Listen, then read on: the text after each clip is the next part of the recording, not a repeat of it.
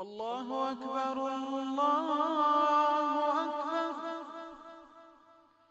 إن الحمد لله نحمده ونستعينه ونستغفره ونؤمن به ونتوكل عليه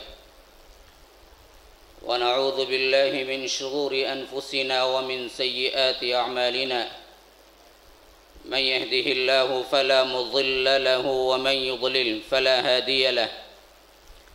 وأشهد أن لا إله إلا الله وحده لا شريك له وأشهد أن محمدًا عبده ورسوله. أما بعد، فإن خير الحديث كتاب الله وخير الهدي هدي محمد صلى الله عليه وسلم وشر الأمور محدثاتها وكل محدثة بدعة وكل بدعة ضلالة وفي رواية وكل ضلالة في النار. فأعوذ بالله من الشيطان الرجيم. بسم الله الرحمن الرحيم. واتل عليهم نبأ الذي آتيناه آياتنا فانسلخ منها فأتبعه الشيطان فكان من الغاوين. ولو شئنا لرفعناه بها ولكنه أخلد من الأرض واتبع هواه فمثله كمثل الكلب إن تحمل عليه يلهث أو تتركه يلهث ذلك مثل القوم الذين كذبوا بآياتنا فقصص القصص لعلهم يتفكرون. ساء مثلا القوم الذين كذبوا بآياتنا وأنفسهم كانوا يظلمون. من يهد الله فهو المهتدي ومن يضلل فأولئك هم الخاسرون. ولقد ذرأنا لجهنم كثيرا من الجن والإنس لهم قلوب لا يفقهون بها ولهم أعين لا يبصرون بها ولهم آذان لا يسمعون بها أولئك كالأنعام بل هم أضل أولئك هم الغافلون. ولله الأسماء الحسنى فادعوه بها وذروا الذين يلحدون في أسمائه سيجزون ما كانوا يعملون. اللهم أرنا الحق حقا وارزقنا اتباعه وأرنا الباطل باطلا وارزقنا اجتنابه. اللهم علمنا ما ينفعنا وانفعنا بما علمتنا وارزقنا علما. رب اشرح لي صدري ويسر لي أمري واحلل عقدة من لساني يفقه قولي. اس اللہ کے نام سے ابتدا جس کے ناموں کی کوئی انتہا ہی نہیں، اور درود و سلام ہو اس ذات اقدس پر جو ساری کائنات کے لیے رحمت للعالمین بن کے آئے تھے۔ برادران اسلام، واجب الاحترام بزرگوں، دوستوں، عزیز ساتھیوں، لائق احترام ماؤں اور بہنوں، اللہ تبارک و تعالی نے اس جمعہ جیسی نعمت کو ہمیں عطا کیا۔ یہ اللہ کا بہت بڑا فضل ہے کہ سب سے آخری میں یہ امت آئی اور سب سے افضل ترین دن لے گئی۔ یہود پہلے آئے لیکن گمراہ ہوئے، سبت کو اختیار کیا ہفتے کے دن کو، اور نصارہ اس کے بعد میں آئے، اتوار کے دن کو انتخاب کیا، گمراہ ہوئے۔ اور اللہ تبارک و تعالی نے اس امت کے مقدر میں جمعہ لکھا ہوا تھا جو کہ تمام دنوں میں افضل ترین دن ہے، وہ اللہ نے یہ سب سے آخر میں آنے والی امت کو عنایت کیا، اور اس کا ایک پہر ایک گھڑی ہمارے اوپر واجب کیا کہ تم تجارت اور دنیاوی کام چھوڑو اور اللہ تبارک و تعالی کے لیے جمع ہو جاؤ۔ اذا نودی للصلاۃ من یوم الجمعہ، جب اذان پکار دی جائے تو دوڑو اپنے رب کی طرف، فاسعوا الی ذکر اللہ وذروا البیع، اور تجارت چھوڑ دو، اللہ کے ذکر کی طرف بڑھو۔ جب نماز پڑھ چکو تو اللہ کہتا ہے فاذا قضیت الصلاۃ فانتشروا فی الارض، پھر جاؤ زمین کے اندر اپنے رزق کو تلاش کرو۔ یہ بھی اللہ کا بہت بڑا فضل ہے کہ اس نے ہمیں ایک پہر ہی رک جانے کو کہا، جبکہ اس سے پہلے کو لوگوں کو ایک دن کے لیے سب کچھ چھوڑنے کے لیے کہا تھا جو کہ وہ لوگ نبھا نہ سکے۔ تو اللہ تبارک و تعالیٰ کی یہ بہت بڑی کبریائی و شان ہے کہ جس کو چاہے جو چاہے عظمت عطا کر دے، تو ویسے ہی امت محمدیہ کو اللہ نے وہ عظمت عطا کر دی جو کہ پچھلے انبیاء کی امتوں نے بہت مانگا، نہ ملا۔ یہ بدبخت امت اس کو نہ جان سکی، نہ اس کے فضیلت کی قائل ہوئی کہ بن مانگے اللہ نے اتنی بڑی دولت عطا کر دی، لیکن ہم نے اس کا صحیح طور پر حق ادا نہیں کیا۔ یہی سب سے بڑے افسوس کی بات ہے۔ رہا آج کے جمعہ کا جو پیغام مجھے دینا ہے، جو موضوع ہے، جیسا کہ آپ لوگ جانتے ہوں گے اعمال کا دار و مدار خاتمے پر ہے۔ اس حیثیت سے میں نے آپ کے سامنے قرآن الکریم کی سورہ اعراف کی آیت نمبر 175 175 to 176 77 78 79 اور اسی طرح کیا ہے 80 تک کے آیات آپ کے سامنے تلاوت کی ہیں۔ اللہ تبارک و تعالی نے اس میں ایک واقعہ بیان کیا ہے جو کہ ہمارے لیے بہت بڑی عظمت کا سامان ہے، اور ہمارے روزمرہ کی زندگیوں میں جو مصروف ترین دنیا کے لیے زندگی ہو کے رہ گئی ہے، اس میں ہمارے لیے تنبیہ ہے۔ سب سے پہلے میں اپنی اس ٹاپک کے کچھ اہم عنوانات کی وضاحت کروں گا، پھر اس کے بعد آپ کے سامنے بالترتیب آیات کا سلیس ترجمہ پیش کروں گا، پھر انشاءاللہ تبارک و تعالی کنکلوشن خاتمے پر جو خلاصہ نکلتا ہے اس کے بارے میں چند باتیں دکھلاؤں گا، بتلاؤں گا۔ تو آپ لوگ سننے کے موڈ میں آ جائیں، غور سے سننے کی کوشش کریں۔ انشاءاللہ میں سنانے کی کوشش کروں گا کہ اللہ تبارک و تعالی نے اس دین کو، اسلام کو محمد الرسول اللہ صلی اللہ علیہ وسلم کے ساتھ بھیجا، اور اس کے ساتھ ساتھ اعمال اور عمل صالح کو لازم قرار دیا۔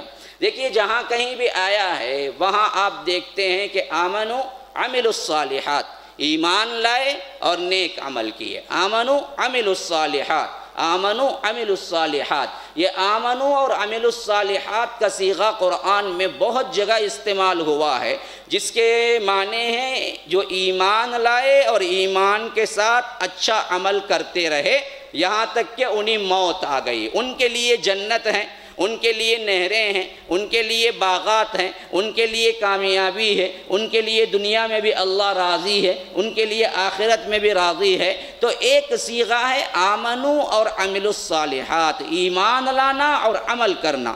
رہا وہ لوگ جو ایمان تو لائے عمل میں صفر ہوں، تو یاد رکھیے کہ ان کا ایمان وہ شرائط پر ہی نہیں اترتا جو دراصل اعمال کے ساتھ مل کے کامل بنتا ہے۔ اور رہے وہ لوگ جو عمل میں تو کوشاں رہے لیکن ایمان کا ذخیرہ ہی نہ پائے، تو یاد رکھیے کہ اللہ تبارک و تعالی کے برگاہ میں ایسے اعمال کو ہباء منثورا کہا گیا کہ یہ دراصل پھینک دیے جائیں گے، ہوا میں اڑا دیے جائیں گے، ان کی کوئی قیمت نہیں ہوگی۔ تو قیمت ہوگی اعمال اور ایمان، ایمان اور اعمال۔ جب یہ دونوں چیزیں لازم و ملزوم ہیں، ایک ہی گاڑی کے دو پہیے ہیں، تو اب آگے آئیے کہ ان اعمال کی قبولیت کے شرائط میں سب سے بڑی شرط یہ ہے کہ انسان وہ چیز اللہ رب العالمین کے لیے کرے۔ بخاری کی سب سے پہلی روایت ہے، امام بخاری روایت کرتے ہیں اپنی کتاب کے اندر، اور حضرت عمر راوی ہیں، ان عمر رضی اللہ عنہ قال سمعت رسول اللہ صلی اللہ علیہ وسلم یقول انما الاعمال بالنیات وانما لكل امرئ ما نوى فمن كانت هجرته الى الله ورسوله فهجرته الى الله ورسوله ومن كانت هجرته لدنيا يصيبها أو امرأة ينكحها فهجرته إلى ما هاجر إليه رواہ البخاری۔ کہ بخاری روایت کر رہے ہیں، حضرت عمر راوی ہیں، کہ فرمایا کہ تمام اعمال کا انحصار، دار و مدار، قبولیت کی شرط تمہاری نیتوں پر ہے۔ نیت سب سے اہم چیز ہے اعمال کے قبولیت کے لیے۔ پھر اللہ کے رسول صلی اللہ علیہ وسلم فرماتے ہیں وَإِنَّمَا لِكُلِّ امْرِئٍ مَّا نَوَى، ہر ایک شخص کے لیے وہی اجر ہے جس کے لیے اس نے نیت کی ہے۔ یعنی آپ سب سے بڑی عبادت جس کو اللہ تبارک و تعالی نے وَلَذِكْرُ اللَّهِ اکبر کہا کہ وہ صلاۃ ہے، نماز ہے، اس میں بھی اگر آپ اللہ کے لیے اگر خالص کرتے ہوئے پڑھیں گے تو نماز قبول ہے۔ کوئی دیکھ رہا ہے اور آپ سوچ رہے ہیں کہ تھوڑی سی خشوع و خضوع اور اسی طرح کیا ہے خشوع و خضوع کے ساتھ ذرا لمبی کر دی جائے، مثلا کسی آدمی کا رکوع 3 سیکنڈ تھا اور کوئی دیکھ رہا ہے جیسے ہی اسے معلوم ہوا اس نے رکوع 4 سیکنڈ کر دیا، تو اب یہ 1 سیکنڈ کس کے لیے کیا تھا؟ 3 تو اللہ کے لیے کیا تھا، کبھی بھی کرتا تھا وہی 3 سیکنڈ کا رکوع، لیکن 4 جو 1 سیکنڈ بڑھایا تھا وہ کس کے لیے ہوا تھا؟ تو اللہ تبارک و تعالیٰ کہتا ہے کہ ایسے شرک سے میں بری ہوں جس میں ملاوٹ ہو، اور اللہ تبارک و تعالیٰ اس کو قبول کرنا تو درکنار، اللہ کے رسول صلی اللہ علیہ وسلم فرماتے ہیں کہ من صلی یرائی فقد اشرک، من صام یرائی فقد اشرک، من تصدق یرائی فقد اشرک، جس نے دکھاوے کے لیے روزہ رکھا اس نے شرک کیا، جس نے دکھاوے کے لیے صدقہ کیا اس نے شرک کیا، جس نے دکھاوے کے لیے نماز پڑھی اس نے شرک کیا۔ تو بات معلوم ہو گئی اعمال کے قبولیت کا حق کتنا بڑا کیوں نہ ہو، اللہ کے پاس نیت جاتی ہے۔ لَن يَنَالَ اللَّهَ لُحُومُهَا وَلَا دِمَاؤُهَا وَلَكِن يَنَالُهُ التَّقْوَى مِنكُمْ، قربانی تم گئے کی کرو، اونٹ کی کرو، بکرے کی کرو، جس بڑے جانور کی چاہے کرتے رہو، لیکن اللہ کو نہ گوشت پہنچتا ہے نہ اللہ کو نہ خون پہنچتا ہے، اللہ کو پہنچتا ہے تو تمہارا تقوی پہنچتا ہے کہ کس نیت سے تم نے کی ہے۔ تو یہ نیتوں کے بل پہ اعمال کی قبولیت کے بارے میں اللہ کے رسول نے فرمایا کہ جو کوئی ہجرت کرتا ہے اللہ اور اس کے رسول کے لیے تو اس کے لیے تو ہجرت کا ثواب ملے گا، جو کوئی دنیا اور کسی عورت سے شادی کرنے کے لیے ہجرت کرتا ہے تو اسے دنیا تو مل سکتی ہے یا عورت تو مل سکتی ہے لیکن ثواب نہیں مل سکتا۔ میرے بھائیو، جب یہ نیت سب سے اہم اصول بنا تو اس نیت کے ساتھ عمل کا دار و مدار اپنی زندگی میں شروعات اور زندگی میں عمل پیرا ہوں گے تو ایک نتیجہ نکلتا ہے۔ وہ نتیجہ کیا ہے؟ اس نتیجے کا نام ہے خاتمہ بالخیر۔ اسی نتیجے کا نام ہے۔ کس نتیجے کا نام ہے؟ جب ایمان صالح ہو، ایمان صحیح ہو، اللہ پر ایمان ہو اور اعمال صالحہ دکھاوے کے نہ ہوں، اعمال صالحہ اللہ کے لیے ہوں، خالصۃ لوجہ الکریم اپنی زندگی کے تمام اعمال وہ کرتا رہا ہو اور اس کی زندگی کا آخری اینڈنگ پوائنٹ آ رہا ہے، نزا کی کیفیت طاری ہو رہی ہے، فرشتے ہاتھ بڑا بڑا کے کھینچ رہے ہیں اس کی روح کو، تو اس وقت اس کو معلوم ہونا شروع ہوتا ہے کہ خاتمہ بالخیر کیا ہوتا ہے اور خاتمہ بالشر کیا ہوتا ہے، اور شر کی موت سے کس کی ابتدا ہوتی ہے اور خیر کی موت سے کن کی رحمت کی ابتدا ہوتی ہے، اور شر کی موت سے کیسے فرشتے سلوک کرتے ہیں، خیر کی موت سے کیسے فرشتے استقبال کرتے ہیں۔ یہ وہ کیفیت ہوتی ہے جو کہ انسان اس دنیا میں جاننے کے باوجود، اس وقت سہنے کے باوجود، اس وقت محسوس کرنے کے باوجود بھی وہ کسی انسان کو بول نہیں سکتا۔ وہ وقت ویسے ہی ہوتا ہے۔ اس وقت کے لیے ایمان بچا کے رکھنا ہے، وہاں تک جہاں تک کہ تمہارا کیا ہے آخری لمحہ بھی اللہ کے لیے ہو جائے اور تمہاری روح نکلے تو آواز پکار آئے، ندا آئے رب العالمین کی طرف سے کہ یا ایتھا النفس المطمئنہ ارجعی الی ربک راضیۃ مرضیہ فادخلی فی عبادی وادخلی جنتی۔ اے اطمینان پانے والی روح، تو میری ملاقات کے لیے تیار تھی، آج تجھے میں بلا رہا ہوں۔ رب العالمین اپنے دربار میں بلائے اور رحمتوں کا نزول کرے تو یاد رکھیے کہ ایمان اور حسن نیت کے ساتھ عمل جاری رکھنا ہے یہاں تک کہ خاتمہ بالخیر کی نشانی تم محسوس کر لو۔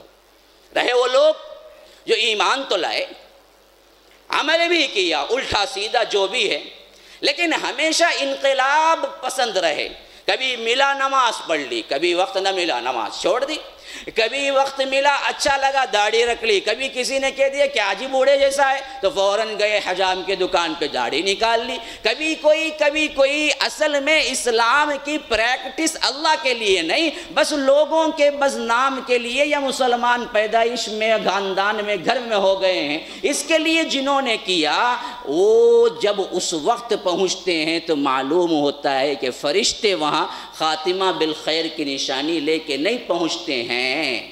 اب آئیے اسی سلسلے میں چند واقعات سے میں سمجھاتا ہوں کہ کیسے ہمیں پہچاننا ہے اور کیسے ہمیں رہنا ہے۔ ہم سب کا اللہ تبارک و تعالی اچھا حسن خاتمہ عطا فرمائے، اور یہ کیسے اعمال سے رونما ہوتا ہے یہ بھی میں بتلا دوں۔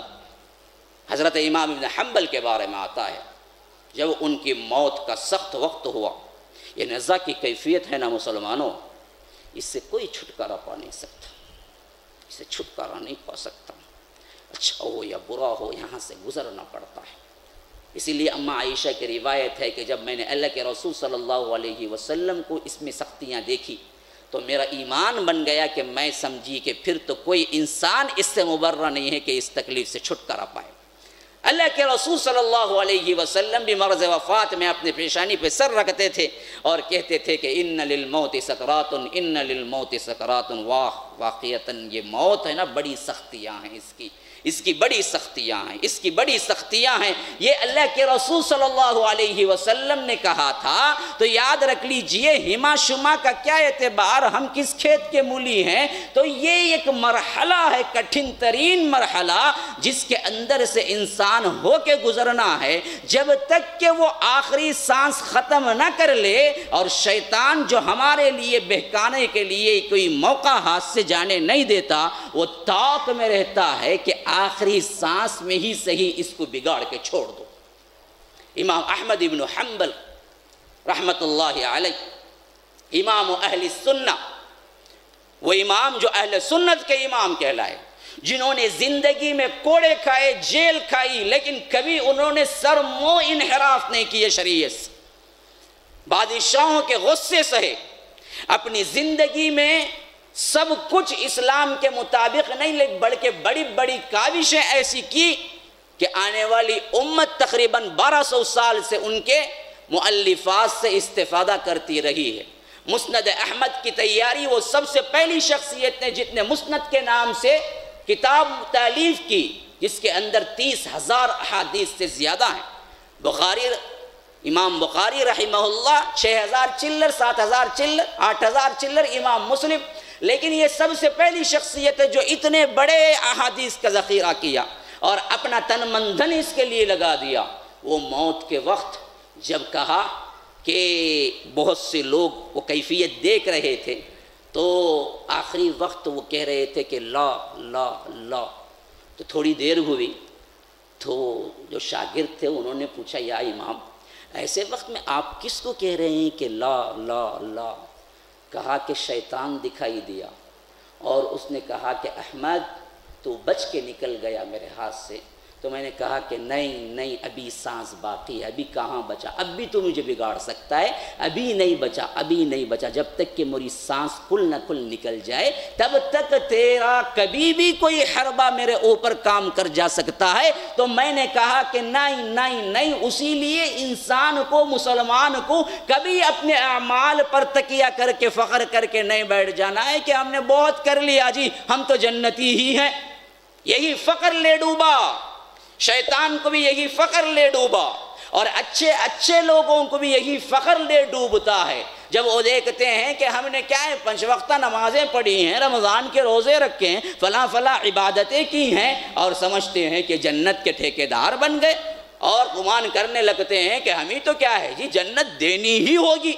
ایسے کوئی خیالات آتے ہیں تو یاد رکھ لیجئے یہ بھی عبادتوں میں گمراہ کرنے کے حیران کن وہ اثرات ہیں جو کہ شیطان ہمارے دلوں اور دماغوں میں ڈالتا ہے۔ اور جب ایک انسان اس نہج پہ پہنچتا ہے کہ میں نے کچھ کر لیا، وہاں سے اس کا زوال شروع ہو جاتا ہے۔ عروج اسی وقت ہے جب تک کہ آپ کہیں کہ میں نے کچھ نہیں کیا، ابھی بہت کرنا ہے بھائی، میرے اعمال ہی کیا ہے، میں تو ڈر رہا ہوں کہ کہیں اللہ تبارک و تعالی جہنم نہ بھیج دے۔ یہاں تک آپ صحیح پہ ہیں، لیکن جب آپ کے دماغ میں ذہن نے یہ قبول کر لیا کہ میں نے بہت کر لیا تو سمجھو آپ پھر مائنس میں نیچے اتر رہے ہیں ایک ایک کر کے، اور ہو سکتا ہے اسی میں آخر کار موت ہو جائے اور خاتمہ بالخیر نہیں، خاتمہ بالشر ہو جائے، برائی کے ساتھ خاتمہ ہو جائے۔ تو میرے بھائیو اس واقعے سے اندازہ لگاؤ کہ اپنی موت تک اچھے اعمال کو اخلاص کے ساتھ جاری رکھنا، یہ دراصل آپ کے لیے وہ چیز فراہم کرے گا جو آپ کے لیے موت کے وقت آسان ہوگا۔ اللہ تبارک و تعالی سورہ آل عمران سورہ نمبر 3 آیت نمبر 102 فرماتا ہے، یا ایھا الذین آمنوا اتقوا اللہ حق تقاتہ۔ آپ نے یہ آیت بہت زیادہ سنی ہوگی، خطبہ حاجہ کے اندر بھی آیت آتی ہے۔ فرمایا کہ یا ایھا الذین آمنوا اتقوا اللہ حق تقاتہ ولا تموتن الا وانتم مسلمون۔ اے ایمان لانے والو، ابن عباس ترجمان القرآن کا قول ہے رضی اللہ عنہ، وہ کہتے ہیں کہ قرآن میں جب کبھی یا ایھا الذین آمنوا آ جائے تو لوگو ہمتن گوش بن جاؤ، یعنی تم سراپا کان بن جاؤ سننے کے لیے، کیونکہ اللہ نے خاص نسبت سے تمہیں پکارا ہے، تو یا تو تمہیں کسی اچھائی کا حکم دے گا، یا تو تمہیں کسی برائی سے روکے گا، یا نہ تو تمہیں ایسا کوئی فائدہ بتلائے گا جو دین اور دنیا کی بھلائی کا ہوگا۔ تو یہ خاص طور پر نسبت خداوندی ہے ہمارے ساتھ، ہمارا اور رب العالمین کا نسبت کا، رشتے کا، تعلق کا مضبوط پوزیشن کیا ہے؟ ہم ایمان والے بندے ہیں، وہ ایمان والوں کا رب ہے، رب العالمین ہے۔ بیٹا کوئی باپ پکارتا ہے ابراہیم ادھر آؤ، اس میں اتنی محبت نظر نہیں آتی۔ کوئی باپ کہتا ہے اے میرے بیٹے ادھر آؤ، تو زیادہ محبت ہوتی ہے۔ کیوں؟ باپ اور بیٹے کے درمیان جو محبت کی نسبت ہوتی ہے اس سے وہ پکارتا ہے، نام سے پکارے تو اتنی محبت جھلکتی نہیں، جبکہ وہ بیٹے سے پکارے تو جھلکتی ہے۔ اسی طرح اللہ نے یا ایھا الذین آمنوا جب پکارتا ہے تو ساری اس کے اندر وہ رحمت، وہ محبت ٹپکتی ہے جو اپنے بندوں کے لیے خاص ہوتی ہے، ورنہ تو بہت کم پکارا ہے کافروں کو، بلکہ کبھی کیا ہے کسی خاص اقوام کو تو پکارا ہی نہیں۔ آپ کو معلوم ہے پورے قرآن میں ایک جگہ ہے یا ایھا الذین کفروا، ایک جگہ، اور یا اہل الکتاب متعدد جگہ آیا ہے، لیکن پتہ ہے آپ کو یا ایھا الذین آمنوا کتنے دفعہ آیا ہے؟ 80 پر 9، 89، ایک کم 90، اتنی مرتبہ اللہ نے ہمیں پکارا ہے خاص طور پر۔ تو کہہ رہا ہے کہ اتقوا اللہ، اللہ سے ڈرو، حق تقاتہ، ڈرنے کا جیسے حق ہے۔ کیا حق ہے؟ صحابہ پریشان ہو گئے جب یہ آیت اتری، کیوں؟ وہ تو سننے کے لیے نہیں جی، عمل کرنے کے لیے سنتے تھے۔ ہم کیا ہے نا قرآن کو سننے کے لیے سنتے ہیں، بڑا اچھا قاری ہے بھائی، کیا قرات پڑھی، معلوم کیا نیند ہی آ گئی۔ اچھا قرات پڑھی تو نیند آتی ہے؟ تو ہمارا تو عجیب مسئلہ ہے۔ قرآن ہمارے لیے کیا ہوتا ہے، یا تو اونچی تابدان میں یہاں تک رکھتے ہیں کہ چیئر پہ چڑھ کے رکھتے ہیں، کبھی اٹھانے کی ضرورت نہ پیش آئے، اور اس کے اندر تاروں کے غلاف وغیرہ لپیٹ کے پھر جب انسان گھر میں داخل ہوتا ہے نا، نیا نیا گھر کو آتا ہے نا، تب جو اوپر رکھتا ہے نا، پھر کوئی مر گیا تو قرآن پڑھوانے کے لیے کسی کو بلانے کے لیے پھر اٹھاتا ہے، تب تک تو نہیں اٹھا۔ اللہ کل پوچھے ارے بدبخت، اپنے موبائل کو 10 مرتبہ پوچھتا رہا، اپنے لیپ ٹاپ کو 10 مرتبہ پوچھتا رہا، کبھی مصحف کو اٹھا کر بھی تو نے دھول سے اٹا ہوا مصحف کو پوچھا اور پوچھا اور پڑھا؟ تو کیا جواب ہوگا ہمارا؟ بہت سوں کی 50 سال ہے زندگی گزر گئی، قرآن کی ایک آیت پڑھنا نہیں آتی۔ بہت سوں کو کیا ہے 60 سال گزر گئے، قرآن کا ایک صحیح تجوید و مخارج کے ساتھ ٹکڑا پڑھنا نہیں آتا۔ بہت سے ایسے ہیں جن کو کیا ہے ایک سورت پہ اپنے 4 رکعتیں ختم کرتے زندگیاں گزر گئی۔ پہلی میں کیا پڑھا؟ قل هو اللہ احد پڑھا، دوسرے میں کیا پڑھا؟ قل هو اللہ احد، زندگی بھر کیا پڑھا؟ قل هو اللہ احد پڑھا، اس کے علاوہ میں آتا بھی کچھ نہیں نا، ہم کریں گے کیا؟ تو یہ زندگیاں ہمارے قرآن کے ساتھ کھلواڑ ہیں۔ تو یاد رکھیے اللہ تبارک و تعالیٰ نے جب یہ آیت اتاری، اصحاب رسول اللہ کانپ کے رہ گئے، انہوں نے کہا کہ یہ حق تو کون ادا کرے گا؟ رب العالمین کا حق یہ تو نہ ہو سکے گا ہم سے کہ کون صحیح طور پر رب کا حق ادا کرے گا؟ آ گئے، رونے لگے، کہا کہ اللہ کے رسول اس حکم پر تو ہم اپنے آپ کو عاجز پاتے ہیں کہ ہم تقوی کا حق کہاں ادا کر سکیں گے؟ اللہ کے رسول صلی اللہ علیہ وسلم نے ان کا ذوق شوق دیکھا، ابھی خاموشی اختیار کی، جواب بھی نہ دیے کہ دوسری آیت تغابن کی اتری کہ فاتقوا اللہ ما استطعتم، ان سے کہو جہاں تک ہو سکے اللہ سے ڈرتے رہو، اس کے بعد کا معاملہ اللہ تبارک و تعالی معاف کرنے والا ہے۔ حتی الامکان جو چاہے کر کے آپ نے شریعت پر قائم رہنے کی کوشش کی پھر بھی نہ ہوا تو اس وقت اللہ معاف کرنے والا ہے۔ یعنی آپ کی شدید خواہش ہے، بس میں سوال ہوئے، شدید خواہش ہے کہ آپ قرآن پڑھتے ہوئے سفر کرتے ہوئے گزرے، بس کا کنڈکٹر یا ہو بس کا ڈرائیور کوئی ہو، میوزک ڈال دیا، اب پوری بس تو کیا ہے میوزک سننا چاہتی ہے، اب جا کے آپ ریکویسٹ کیے کہ بند کر دو، آپ کی سننا بھی نہیں چاہتا، بادل ناخواستہ آپ بیٹھ گئے کیونکہ سفر کرنا ہے، تو یہاں تم پورے اپنے طور پر کوششیں کر کے بیکار ہوئے، تو اس وقت بیٹھا تو اللہ سے ہمیں امید ہے کہ یہ میوزک سننے کو اللہ معاف کر دے گا۔ لیکن اسی کے برعکس سنتے تو نہیں تھے، اتفاقاً بیٹھ گئے، فلم لگا دی، گانے شروع ہو گئے، لوگوں کو بتانے کے لیے ہیلا مل گیا، ارے میں کیا بھائی کروں، میں تو بچنا چاہتا تھا، میں نہیں دیکھتا بھائی کبھی بھی، لیکن وہاں دالے دیکھنا اتنا پڑا، سامنے ٹی وی آئی تو کیسا نہیں دیکھتے، ذرا مزہ لے کو دیکھ لیں گے، بولے تو یہ فاتقوا اللہ ما استطعتم نہیں ہے، یہ فاتقوا اللہ ما استطعتم نہیں ہے۔ حتی الامکان اپنے آپ کو بچاتے جاؤ جہاں تک ہو سکے، جہاں بالکل عاجز آ جاؤ وہاں اللہ معاف کرنے والا ہے۔ تو پہلی چیز یہ کہا، دوسرا کیا کہا، وَلَا تَمُوتُنَّ، تمہیں موت نہ آئے، اِلَّا وَأَنْتُمْ مُسْلِمُونَ، اللہ یہ کہ تم حالت فرما برداری میں رہو، مسلمان رہو کا مطلب کہ ہم کیا سمجھتے ہیں، وہی جو پرانا ہے نا، بچہ ہوتے ہی ختنہ ہو جاتا ہے، اس کے بعد ٹوپی پہنا دیتے ہیں، اس کے بعد مکتب 40 دن میں ہو جاتا ہے، وہ پکا سچا مسلمان سمجھنے لگتا ہے، وہ مسلمان مراد نہیں ہے، اللہ یہ کہ تم مسلم ہو، ترجمہ کرتے ہیں بہت سے لوگ، صحیح ہے ترجمہ، لیکن میں آپ کو کھول کے بیان کرتا ہوں، اللہ یہ کہ تم مسلم ہو کا مطلب یہ ہے کہ تمہیں ایسی حالت میں موت آئے جبکہ تم اللہ کی فرما برداری کرتے ہوئے زندگی گزار رہے ہوتے ہو، ایسے وقت میں تمہاری موت آ جائے۔ کیوں؟ اسلم یسلم اسلاما فہو مسلم، یہ اسلم کا مطلب ہے اللہ کے انڈر میں آ جانا، کسی کے انڈر میں آ جانا۔ اس کی وضاحت سورہ بقرہ کے اندر یہ آیت ہے کہ فرمایا اذ قال له ربه اسلم قال اسلمت لرب العالمین، میں نے ابراہیم سے کہا، اللہ تبارک و تعالیٰ فرماتا ہے کہ میں نے ابراہیم سے کہا کہ ابراہیم مطیع ہو جاؤ، انڈر میں آ جاؤ، میری بات کو سنو، تو ابراہیم نے کہا کہ اے اللہ رب العالمین کے لیے میں انڈر میں آ جاتا ہوں، اور ایسا انڈر میں آئے، اس کے بعد 80 سال کی عمر میں بیٹا دیا، اور وہ بیٹا بھی کھلا پلا کے جب بھاگنا شروع کرتا ہے نا، بڑا باپ کو پیارا ہوتا ہے وہ وقت جب بچہ کیا ہے اپنے پاؤں پہ چلنا شروع کرتا ہے۔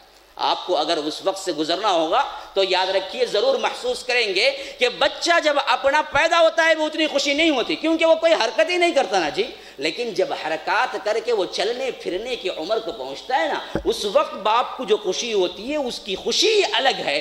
ایسے وقت میں اللہ نے کہا کہ اپنے بیٹے پہ چھری رکھ دو، تو انہوں نے کہا کہ حاضر رب العالمین، میں چھری رکھ دیتا ہوں۔ یہ ہے اسلم کا معنی، یہ ہے مسلمان ہونے کا معنی۔ یوں تابعدار رہو ایسے کہ کل کے دن تمہیں جان مانگی جائے تو جان حاضر ہے، مال مانگا جائے تو مال حاضر ہے، تمہارا ہر ایک نس نس میں ایمان بھرا ہوا ہو، اور تم کہو کہ رب العالمین اسی کا تو انتظار کر رہا تھا، آج تو بلایا میں حاضر ہو گیا۔ اگر اس کی تمنا ہے تو کبھی اپنے دلوں کو جھنجھوڑ کے دیکھو، اگر اسی وقت ملک الموت آ گیا ہے اور آپ کو کہے کہ چلو رب کی طرف، تو کیا تم خوشی خوشی چلے جاؤ گے؟ اگر دل کہتا ہے کہ ہاں میں نے اتنے اچھے اعمال کیے کہ میں خوشی خوشی چلا جاؤں گا، تو سمجھو کہ خوش نصیب ترین انسانوں میں سے ہو۔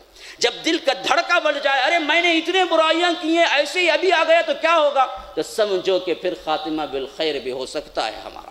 اللہ اکبر، اللہ اکبر، اللہ تبارک و تعالی ہی بچائے۔ مسلمانوں، ہم اتنے لہو و لعب کے اندر ملوث ہیں کہ انٹرنیٹ، فیس بک، فلاں اس میں فحاشی و عریانی اتنی کہ سمجھو کہ جس وقت تم فحاشی کی کوئی فلم دیکھ رہے ہو اور اسی وقت رب کا پیغام آ جائے اور فرشتہ تمہاری روح کھینچ دے، تو رب العالمین کے دربار میں آخر کیا حالت ہوگی تمہاری؟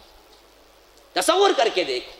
تم سمجھتے ہو میں تو نمازی ہوں، میں تو روزے دار ہوں، میں تو لمبے لمبے چوڑے کیا ہیں بیانات سناؤں؟ نہیں نہیں نہیں، حسن نیت کے ساتھ حسن خاتمہ ہونا ہے تو ہمیشہ رب العالمین سے ڈرتے ہی رہنا ہے. جیسے تم مسجد کے اندر کے مسلمان ہوتے ہو، باہر بھی وہی مسلمانیت اختیار کرو، ورنہ ہو سکتا ہے تمہارے دغلے پن کی وجہ سے کہیں اللہ تبارک و تعالی خاتمہ ہی تمہارا شر پہ کر دے.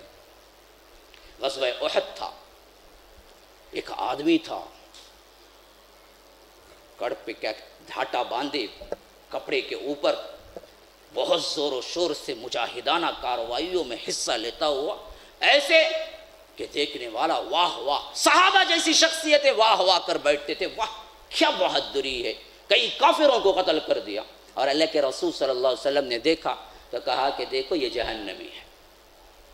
اب صحابی بیان کرتے ہیں کہ میرے تو حیرت کی انتہا نہ رہی، جو آدمی اللہ تبارک و تعالیٰ کے حکم پہ جہاد پہ نکلے اور اللہ کے رسول صلی اللہ علیہ وسلم کی معیت میں جہاد کرے، اور جہاد کا یہ نمونہ ہو کہ صحابہ اپنے آپ کو کمزور محسوس کریں اور اللہ کے رسول نے یہ کہہ دیا کہ جہنمی ہے، تو میں نے پیچھے اس کے ساتھ تعاقب کیا. صحابی بیان کرتے ہیں میں نے دیکھا آخر اللہ کے رسول کہے کیوں یہ بات کہ یہ جہنمی ہے، یہ تو مسلمانوں کے لیے مدد کر رہا تھا.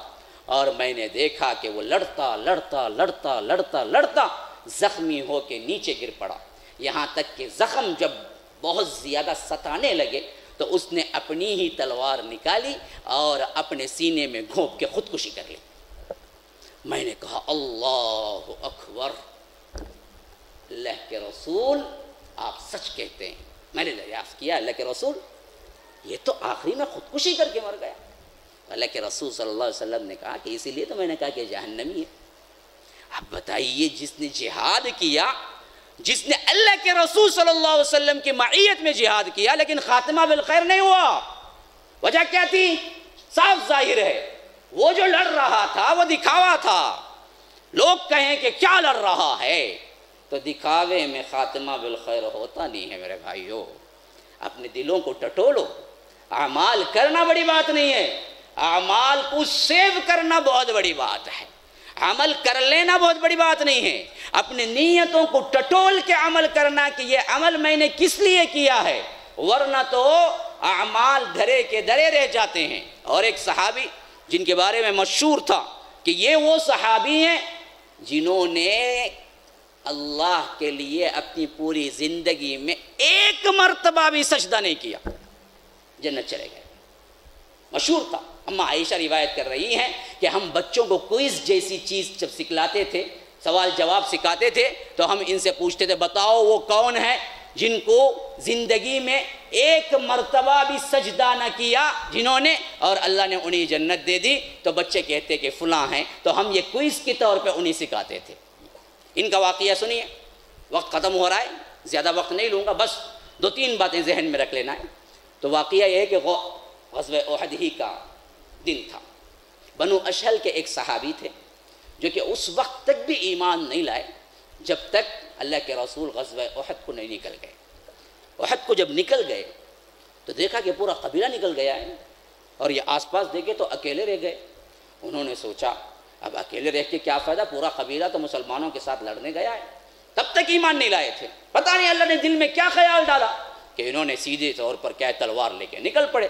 اور جب اللہ کے رسول صلی اللہ علیہ وسلم دکھائی پڑے تو قریب آ کے پوچھا اللہ کے رسول میں صدق دل سے ایمان قبول کرنا چاہتا ہوں، یا آپ یہ بتائیے پہلے اچھی طرح لڑ کے میں بتا دوں میری بہادری اور اس کے بعد ایمان قبول کروں، یا پہلے ایمان قبول کروں اس کے بعد جا کے لڑوں؟ تو اللہ کے رسول صلی اللہ علیہ وسلم نے کہا کہ میں کسی کافر کی مدد لینا ہی نہیں چاہتا، ایمان قبول کرو اس کے بعد تم لڑو. تو انہوں نے کہا کہ ایمان میں قبول کرتا ہوں، لا الہ الا اللہ محمد رسول اللہ پڑھا اور سیدھے جنگ میں چلے گئے، اور اس بہادری سے لڑے کہ انہوں نے اسی جنگ میں شہادت پائی. اللہ کے رسول صلی اللہ علیہ وسلم کو پوچھا گیا اللہ کے رسول یہ آیا کوئی نماز کا وقت آیا درمیان، نہ کبھی اس نے سجدہ کیا، اور سیدھے اسلام قبول کیا اور لڑا شہید ہو گیا. تو اللہ کے رسول صلی اللہ علیہ وسلم نے کہا کہ عمل قلیلا اجر کثیرا، اس نے عمل تو بہت تھوڑا کیا لیکن اجر بہت بڑا پایا. اپنی زندگی میں ایک سجدہ بھی نہیں کیا لیکن اللہ تبارک و تعالیٰ نے اس شہادت کے عوض اسے تمام گناہ معاف کر دیے اور یہ جنتی ہو گیا۔ وجہ کیا تھی کہ ایک سیکنڈ کا جو عمل اس نے قبول کیا تھا، وہ صحابی اسیرم تھے اور کہتے تھے کہ یہ صحابی صدق دل سے ایمان لائے تھے۔ تو اللہ تبارک و تعالیٰ نے انہیں یوں نوازا کہ کائنات کے اندر کوئی ایسا شخص نہیں ہے جس نے ایک سجدہ نہ کیا ہو اللہ کے لیے اور جنت چلا گیا ہو۔ یہ ایک شخص ایسے ہیں بنو اشہل کے جو کہ ایک سجدہ نہ کیا، رب العالمین نے انہیں جنت عطا کر دی۔ تو یاد رکھیے، اب خلاصہ 1 منٹ میں پورے اس کا سمیٹتا ہوں میں آپ لوگوں کے سامنے۔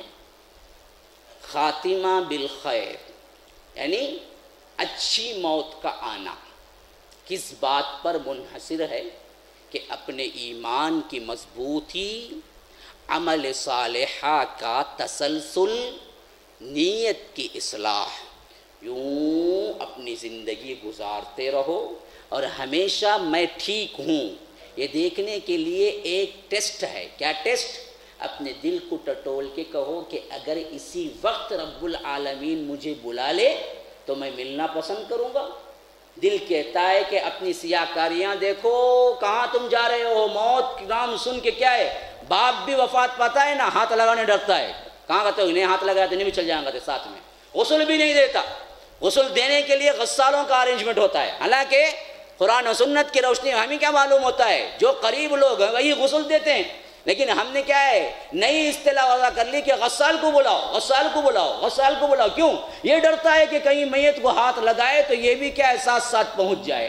تو یوں ڈر کے کانپتا ہو تو یاد رکھو کہ اعمال کا ذخیرہ کوئی ہے نہیں جس کا حسن خاتمے کے اندر ہمارا ہونا یا نہ ہونا 100% گارنٹی نہیں ہے۔ میرے مسلمانوں، عمل پہ تکیہ کر کے نہ بیٹھو اور زندگی میں جو اعمال کر لیے ہیں اس پہ کبھی غرور نہ کرو، ہمیشہ اپنے آپ کو اللہ تبارک و تعالیٰ کے سامنے گڑ گڑاتے رہو کہ اللہ جو کچھ بھی کیا ہے یہ تو دراصل وہ ہے کہ ٹوٹے پھوٹے ہیں، اصل میں معاملہ یہ ہے کہ جو جنت تو نے دینی ہے، جو رحمت تو نے دینی ہے، اس کا تو میں نے ایک پرکہ کا بھی حیثیت کے میں نے اعمال نہیں کیا۔ صحیح اعمال کہاں ہے ہمارے پاس؟ تو تیری رحمت شامل حال ہوگی تو میں پہنچ جاؤں گا۔ عمر کہا کرتے تھے اگر اعلان ہو جائے حشر کے میدان میں کہ تمام جاؤ اور ایک ہے جو جہنمی، تو میں ڈرتا ہوں کہ وہ کہیں میں نہ ہو جاؤں۔ ہاں، اور کہا کرتے تھے کل قیامت کے دن اللہ مجھے بلا لے اور کہے کہ عمر تیرے نیک اور بد اعمال دونوں برابر ہیں، تجھے جنت بھی نہیں ہے جہنم بھی نہیں ہے، جا، تو میں سمجھوں گا کہ بہت بڑی کامیابی حاصل کر لی، چلو جنت نہیں ملی تو جہنم سے چھٹکارا مل گیا، بس کافی۔ یہ وہ لوگ تھے جن کو اللہ کے رسول نے اپنی زبان مبارک سے شہادت دے چکے تھے کہ تم جنتی ہو، تم جنتی ہو، تم جنتی ہو، تم جنتی ہو۔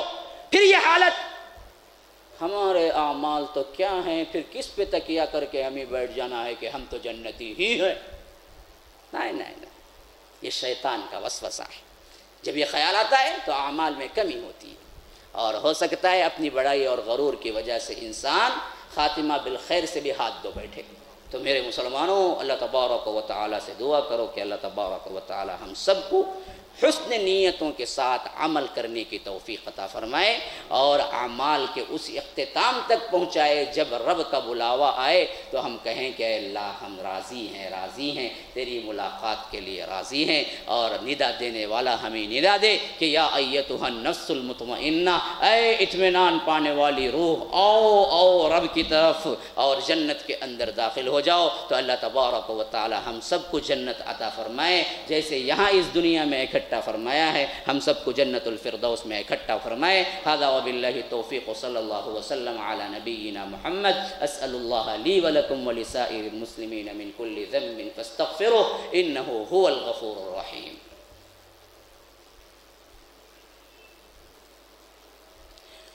الحمد لله حمدا كثيرا كما أمر، وأشهد أن لا إله إلا الله وحده لا شريك له إدغاما لمن جحد به وكفر، وصلى الله وسلم على نبينا محمد۔ فأعوذ بالله من الشيطان الرجيم، بسم الله الرحمن الرحيم، إن الله وملائكته يصلون على النبي يا أيها الذين آمنوا صلوا عليه وسلموا تسليما، اللهم صل على محمد وعلى آل محمد كما صليت صليت على إبراهيم وعلى آل إبراهيم إنك حميد مجيد وبارك على محمد وعلى آل محمد كما باركت على إبراهيم وعلى آل إبراهيم إنك حميد مجيد وصل على جميع الأنبياء والمرسلين والملائكة المقربين والخلفاء الراشدين خصوصا منهم أبي بكر وعمر وعثمان وعلي رضوان الله تعالى عن الصحابة كلهم أجمعين. فأعوذ بالله من الشيطان الرجيم. إن الله يأمر بالعدل والإحسان وإيتاء ذي القربى